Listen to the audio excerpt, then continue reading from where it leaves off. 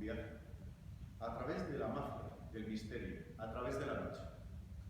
La noche, sí, porque en la noche las barreras desaparecen, los sentimientos se desbordan y las emociones en el sueño finalmente se convierten en torrente.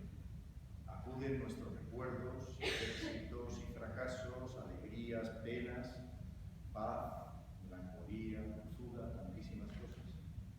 Y para iniciar nuestro singular viaje, os proponemos, ¿por qué no?, que este comience en un lugar de nombre exótico, mágico, que invite a soñar.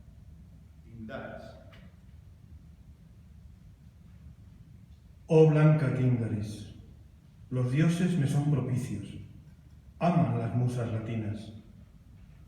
El hinojo, el mirto y el tomillo de las colinas crecen en los prados que ellos me han entregado. Venid, mis amadas tórtolas, de voluptuosos suspiros, se complacen en gemir aquí. Y, bajo el espeso follaje, es dulce dormir al rumor de las fuentes fugitivas.